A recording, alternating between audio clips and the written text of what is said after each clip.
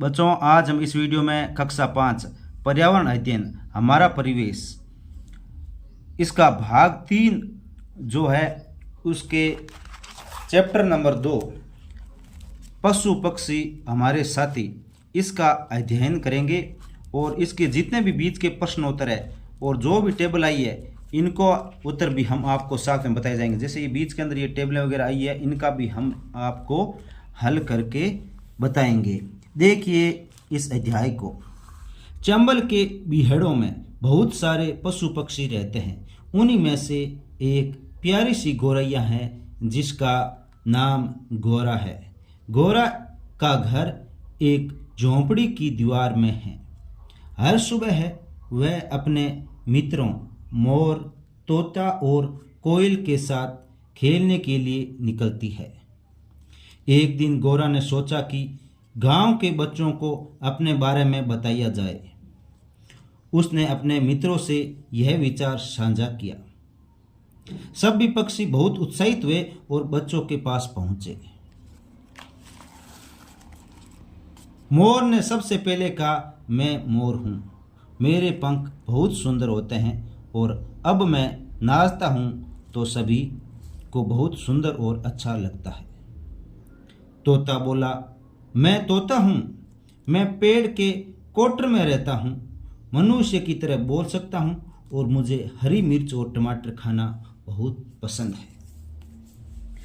कोयल ने कहा, मैं कोयल हूँ, मेरी आवाज़ बहुत मीठी होती है और मैं बहुत मीठा गाती हूँ। गोरा ने अपनी बात रखी, मैं गौरैया हूँ, मैं बहुत छोटी हूँ लेकिन बहुत तेज उड़ सकती हूँ। बच्चों ने बहुत ध्यान से सभी की बातें सुनी और उन्हें बहुत मज़ा आया। अब वे गांव के अन्य पक्षियों के बारे में भी जानना चाहते थे। उन्होंने शिक्षिका से इस बारे में बात की। शिक्षिका बच्चों की जिज्ञासा से बहुत प्रसन्न हुई और उन्होंने गांव के पक्षियों का अवलोकन करने की योजना बनाई। अब आगे देखिए हमारे गांव के पक्षी। शिक्षिका ने बच्चों के साथ मिलकर एक प्रोजेक्ट पर काम करने का निर्णय लिया। वे सभी विद्यालय के आसपास गांव के हरे भरे क्षेत्र और तालाबों के पास जाकर पक्षियों को देखेंगे और उनके बारे में जानकारी एकत्रित करेंगे। रमेश नाम का एक छात्र पक्षियों के बारे में जानने को लेकर बहुत उत्साहित था। उसने अपने साथियों को बताया कि उसने टीवी में देखा है कि कुछ पक्षी रात में सक्रिय होते हैं और कुछ पक्षी दिन में। जैसे उल्लू रात को जागता है और दिन में आराम करता है। किरण ने कहा, मैंने कई बार रात में हमारे घर के पास पेड़ पर उल्लू को बोलते सुना है। अब इसके बाद गतिविधि 1 आती है। अब सभी बच्चों को एक एक कार्य दिया गया। वे अपने घर जाकर अपने बड़े बुजुर्गों से गांव और खेतों में पाए जाने वाले पक्षियों के नाम और उनके बारे में जानकारी लेकर आएंगे। और जानकारी कैसे लेकर आएंगे ये इस चार्ट के अनुसार। सबसे पहले पक्षियों का नाम लिखना है, फिर कैसा दिखता है, पंखों का रंग, आकार, चोंच, पंजे आदि के बारे में और उनकी पर्यावरण में क्या भूमिका है, यह सब देख के आएंगे। तो इस चार्ट में देखिए और अच्छी तरह से आप इस चार्ट को अपने बुक में बना सकते हो, नोटबुक में। तो अब देखिए ये गतिविधि 1 का जो चार्ट हमने बनाया है, इस टेबल को अच्छी तरह से देखें। सबसे पहले पक्षी का नाम, फिर कैसा दिखता है और उनके पर्यावरण में भूमिका। तो सबसे पहला पक्षी है मोर। चमकीले नीले और हरे पंख, लंबी पूंछ, सिर पर कलंगी, बड़े और चौड़े पंजे, मध्यम आकार, चोंच छोटी और नुकीली और कीट नियंत्रण करता है। दूसरा उल्लू, भूरे या धूसर पंख, बड़ा और गोल चेहरा, बड़ी गोल आंखें, छोटी और हुकनुमा चोंच, मजबूत पंजे, मध्यम से बड़ा आकार। उसके बाद उसका पर्यावरण में भूमिका, खेतों में हानिकारक छोटे जीव जंतुओं का शिकार कर खाता है।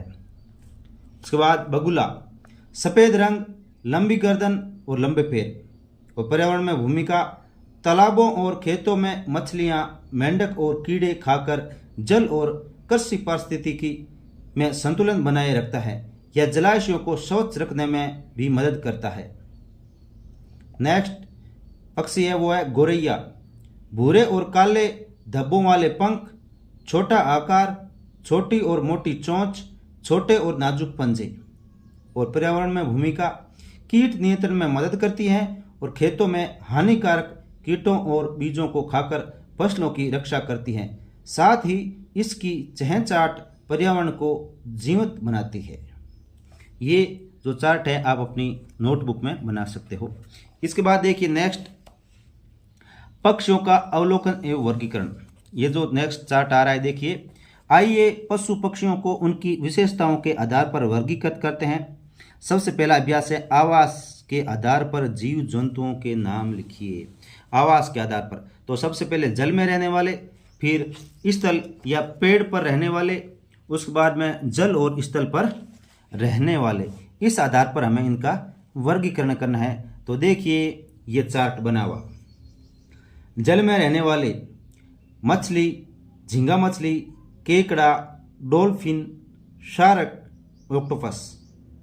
स्थल या पेड़ पर रहने वाले तोता, गोरैया, मोर, उल्लू, गिलहरी, कबूतर। जल और स्थल पर रहने वाले मेंढक, ऊदबिलाव, कछुआ, मगरमच्छ, बतख और जल कुक्कुट। ये टेबल आप अच्छी तरह से अपनी नोटबुक में बनाएं। इसके बाद नेक्स्ट देखिए, इसके बाद आगे वाली टेबल है, भोजन की आदतों के आधार पर जीव जंतुओं के नाम लिखिए। यानी भोजन की आदत, बीज अनाज खाने वाले जीव जंतु, शिकार करने वाले, कीड़े खाने वाले, मृत जीव जंतु खाने वाले। इस आधार पर हमें इनका वर्गीकरण करना है। तो ये टेबल हमें कंप्लीट करनी है। तो देखिए, बीज खाने वाले में गोरैया, कबूतर, मोर, गिलहरी। शिकार करने वाले चील, उल्लू, बगुला, बाज। और कीड़े खाने वाले बुलबुल, मेंढक, नीलकंठ, टिटहरी। और मृत जीव जंतु खाने वाले गीद, श्यार, कौवा, लकड़बंगा। अब इसके बाद में इसका देखिए नेक्स्ट अभ्यास 3। समूह के आधार पर कुछ उदाहरण सारणी में दिए गए हैं, आप इसे आगे बढ़ाइए। समूह बनाना है। समूह के आधार पर अकेले रहने वाले पक्षी, जोड़े में रहने वाले पक्षी, समूह में रहने वाले पक्षी। इस आधार पर हमें वर्गीकरण करना है। अकेले में रहने वाले पक्षी उल्लू, गीद, बाज, चील। और जोड़े में रहने वाले पक्षी मोर, बगुला, सारस, हंस। और समूह में रहने वाले पक्षी तोता, कौवा, बगुला और कबूतर। इसके बाद में नेक्स्ट देखिए चैप्टर, पक्षियों की शारीरिक अंग और उनकी विशेषताएं। पक्षियों को पहचानने के लिए उनके शारीरिक अंगों का अध्ययन करना आवश्यक है। जैसे मोर के पंख चमकीले नीले होते हैं, सिर पर कलंगी होती है और पंजे बड़े व चौड़े होते हैं। बगुला सफ़ेद रंग का होता है, लंबी गर्दन, लंबे पैर और चोंच होती है। उल्लू की बड़ी और गोल आंखें होती हैं, जिससे वह रात में भी देख सकता है। इसके बाद आती हैं गतिविधि 2। विद्यालय और गांव के आसपास जाकर पक्षियों का अवलोकन करके निम्नलिखित तालिका में दर्ज कीजिए। सबसे पहले पक्षियों का नाम, फिर कहाँ देखा, पेड़ पर, जमीन पर, पानी में उड़ते हुए, फिर विवरण, आकार, रंग, चोंच, पंजे, आवाज़ और व्यवहार के आधार पर, और फिर संख्या, यानी अकेले में रहते हैं, जोड़े में रहते हैं या झुंड में रहते हैं। सबसे पहले देखिए कौवा, पेड़ पर रहता है, काला रंग होता है, काँव काँव की आवाज़ आती है और झुंड में रहता है। फिर उसके बाद तोता, पेड़ पर रहता है, हरे पंख, लाल चोंच और इंसानों की नकल करता है और झुंड में रहता है। फिर बगुला, पानी में रहता है, सफ़ेद रंग, लंबी गर्दन, लंबे पैर और अकेले में रहता है। इसके बाद में इसका अभ्यास 4 देखिए, अपने पसंदीदा पक्षी का चित्र बनाइए और इसकी विशेषताएं लिखिए। तो अपना पसंदीदा पक्षी, ये देखिए उल्लू, पसंदीदा पक्षी का नाम उल्लू। वह क्या खाता है, जीव जंतु, कहाँ पाया जाता है, पेड़ पर, उसकी बारे में रोचक जानकारी, तो रात को भी देख सकता है। और शारीरिक बनावट का विवरण बड़ी और गोल आंखें होती है और ये सुंदर सा चित्र है, आप इसमें रंग भी भर सकते हो। इसके बाद देखिए रंग बिरंगे पशु पक्षी, रंग बिरंगे पंखों वाले पक्षी हैं कितने निराले, गिलहरी भी इन पक्षियों के बीच एक खास स्थान रखती है, कुछ हाथ में कुछ लेकर खाती हुई वह गिलहरी क्या कहने, धारीदार कोट पहने, पूंछ बड़ी सी झबरेली, काली पीली मटमेली। अब देखिए अभ्यास 5, आपने इनमें से किस किस को कहाँ देखा, नीचे दी हुई तालिका में लिखिए। तो तालिका में देखिए सबसे पहले क्रम संख्या, फिर पशु पक्षी का नाम, फिर कहाँ देखा और फिर कैसी आवाज करता है। तो सबसे पहला कुत्ता, तो कुत्ता घर के पास और गलियों में और ये भौंकता है, भौं भौं करता है। दूसरा बिल्ली घर की छत पर म्याऊं म्याऊं करती है। और फिर हाथी जंगल में, सर्कस में, शादियों में गड़गड़ाहट और तुरही आवाज करता है। इसके बाद देखिए अभ्यास 6, आओ खोज करें, सर्वेक्षण कार्य है ये। अपने घर पड़ोस के घरों में जाकर पालतू पशुओं के बारे में नीचे दी हुई तालिका के अनुसार पता लगाकर लिखिए। तो देखिए तालिका के अनुसार सबसे पहला है कोई पशु पालते हैं या नहीं, पशुओं के नाम, उनकी संख्या, क्या खिलाते हैं, कहाँ रखते हैं, क्यों पालते हैं। तो सबसे पहले जो जिस घर में गए वहाँ हाँ पशु रखते हैं, गाय व भैंस, संख्या इनकी 2, घास, रोटी, चारा व दलिया, घर के बाहर और तबेले में रखते हैं इनको, दूध व गोबर प्राप्त करने के लिए इन्हें पालते हैं। फिर दूसरे घर गए, हाँ कुत्ता व बिल्ली पालते हैं, 2 जानवरों की संख्या है और क्या खिलाते हैं, रोटी, दूध व विशेष भोजन, और कहाँ रखते हैं, घर के अंदर व बाहर, और क्यों पालते हैं, घर की सुरक्षा व मनोरंजन के लिए। और फिर तीसरे घर गए, वहाँ नहीं, कोई प्रकार के जीव जंतु नहीं रखते हैं। इसके बाद देखिए अभ्यास 7, चित्र पठन और उस पर चर्चा। आपको इस चित्र को अच्छी तरह से देखना है। देखिए इसके अंदर लोमड़ी, हिरण, कहीं ये टाइगर दौड़ रहा है हिरण के पीछे, गिलहरी, मोर और ये चूहा, खरगोश वगैरह बहुत सारे जीव जंतु हैं, चूहे, सांप। तो इनको क्या अच्छी तरह से देखिए, ये पक्षी है, पक्षियों के अंडे, ये मंकी, इधर बंदर उछल कूद कर रहे हैं। और इसके बारे में बहुत सी, ये छोटा तालाब टाइप ऐसा बना हुआ है यहाँ पे, तो इसको अच्छी तरह से देखना है और इसका क्या करना है, आगे इसके आधार पर प्रश्नों के उत्तर देने हैं। सबसे पहले चित्र में दिखने वाले पशु पक्षियों को निम्नलिखित आधारों पर वर्गीकरण कीजिए। सबसे पहले कहाँ रहते हैं और क्या खाते हैं, और पंख, पैर, बिना पैर वाले, इस आधार पर इनका वर्गीकरण करना है। तो सबसे पहले देखिए हमने यहाँ कुछ वर्गीकरण बनाया, टेबल देखिए, बहुत सारे ये जो इसमें जीव जंतु है उनके आधार पर। सबसे पहले मोर, ये पेड़ या जंगल में रहता है, अनाज, बीज, फल, कीड़े, छोटे सांप वगैरह खाता है और पंख वाले और पैर वाले हैं ये। और बंदर, ये पेड़ पे रहता है, फल, पत्तियाँ, कीड़े, छोटे जानवर और ये पैर वाले हैं। गोरैया, ये घोंसला और पेड़ में रहती है और क्या खाते हैं, बीज, कीड़े, छोटे फल खाते हैं, पंख वाले होते हैं और पैर वाले भी होते हैं। सांप, ये बिल व गुफा जमीन में रहता है, चूहे, पक्षी, मेंढक, छोटे जानवर को खाता है, बिना पैरों वाला है ये। और खरगोश, ये बिल या घास के मैदान में रहता है, घास, गाजर, पत्तियाँ, सब्जियाँ खाता है और पैर वाला है ये। चूहा, ये बिल बनाकर रहता है, अनाज, फल, कीड़े, छोटे छोटे पौधे खाता है, पैर वाला है ये। लोमड़ी, गुफा, जंगल, बिल में रहती है, छोटे जानवर, फल, कीड़े वगैरह खाती हैं और ये पैर वाली है। बाघ और हिरण, इस प्रकार से हमने वर्गीकरण किया है, इन्हें देख लीजिए। इसका क्वेश्चन नंबर 2, कौन से जीव जंतु चूहे से बड़े और छोटे होते हैं। तो चूहे से बड़े जीव जंतु मोर, बंदर, सांप, खरगोश, लोमड़ी, चीता व हिरण। और चूहे से छोटे जीव जंतु गोरैया, चिड़िया। इसके बाद क्वेश्चन नंबर 3 देखिए, दिए हुए चित्र में कौन क्या करता हुआ दिखाई दे रहा है, लिखिए। तो इसमें सबसे पहले देखिए मोर ये पेड़ पर बैठा हुआ है, बंदर पेड़ पर उछल कूदते हुए, गोरैया दाना चूकर घोंसलों में लौटते हुए, सांप जमीन पर रेंगता हुआ खरगोश, एक घास चबाता हुआ तथा दूसरा पानी पीता हुआ चूहा, भोजन की तलाश में इधर उधर भागता हुआ लोमड़ी, शिकार की तलाश में चुपके से चलते हुए चीता, तेज दौड़ता हुआ एवं शिकार का पीछा करते हुए, और हिरण, एक चीते से बचने के लिए भागता हुआ तथा दूसरा तालाब पर पानी पीने आया हुआ है।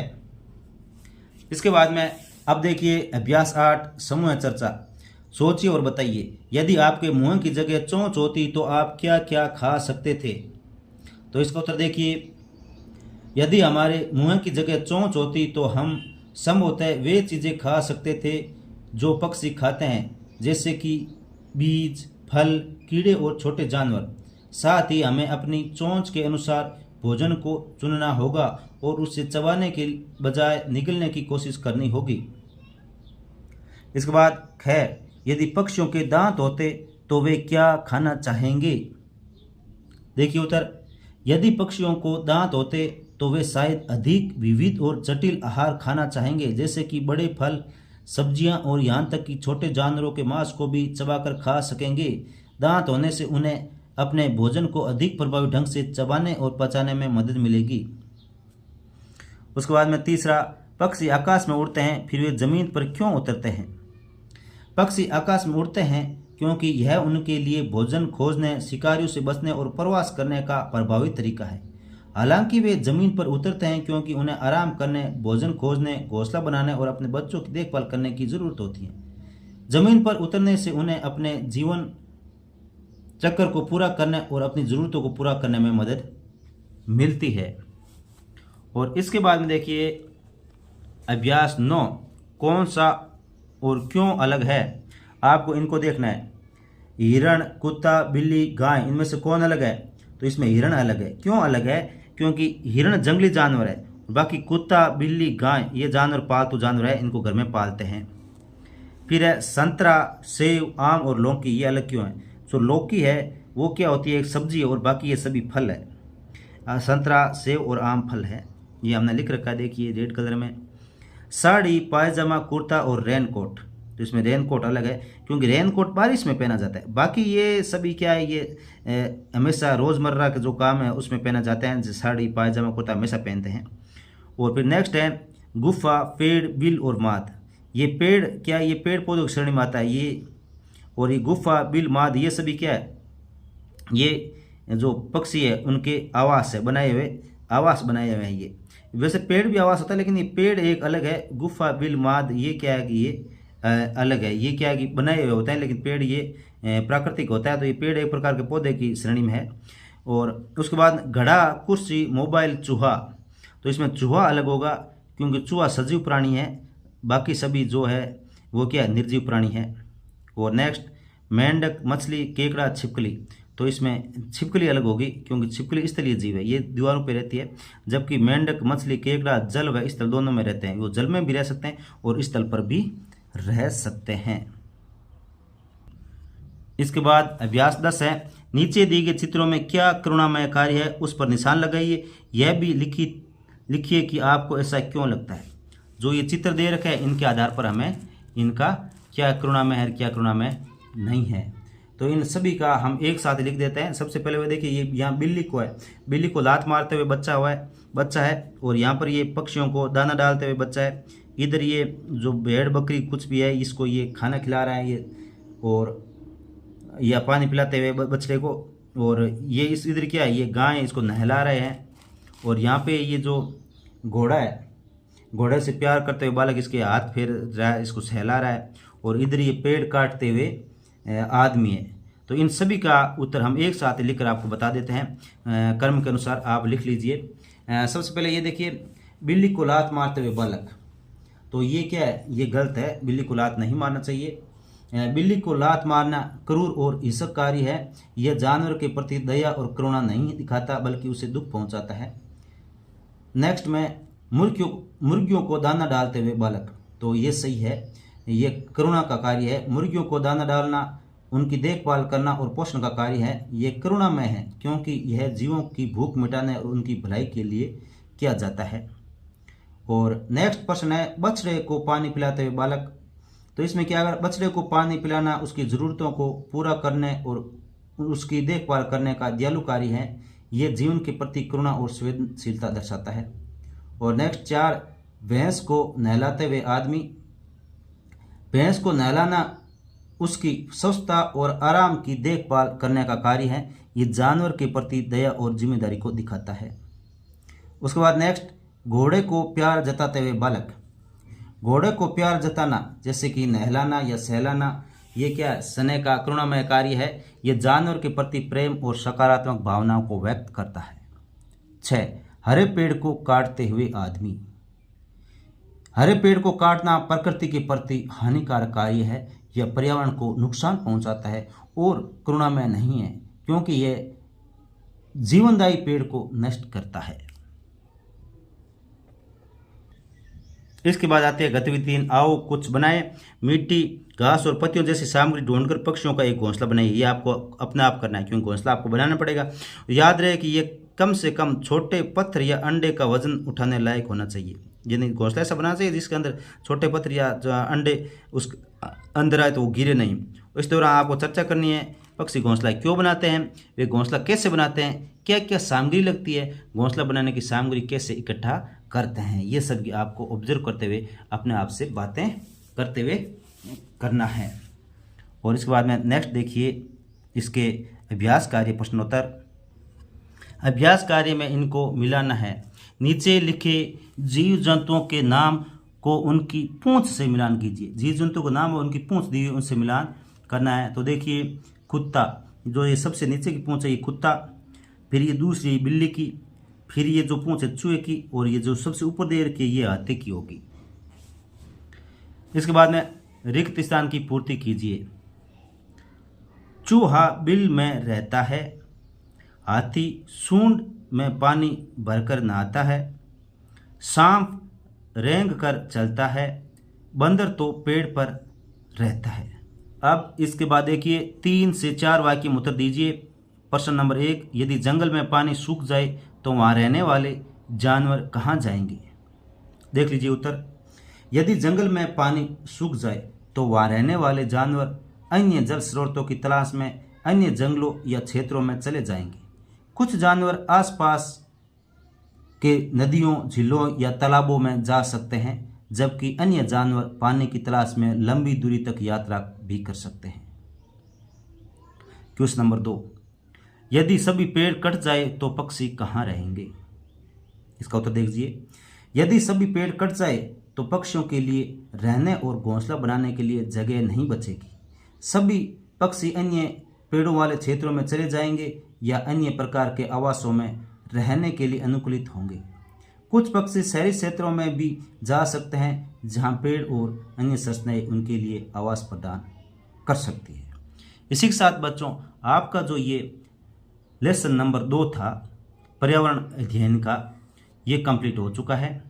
इसको अच्छी तरह से नोट करें अपनी नोटबुक में। अगर वीडियो आपको अच्छा लगा है तो इसे लाइक ज़रूर करें और शेयर ज़रूर करें अपने दोस्तों के साथ, फेसबुक, व्हाट्सएप, इंस्टाग्राम, टेलीग्राम, जहाँ पर भी आपके दोस्त हैं। Thank you.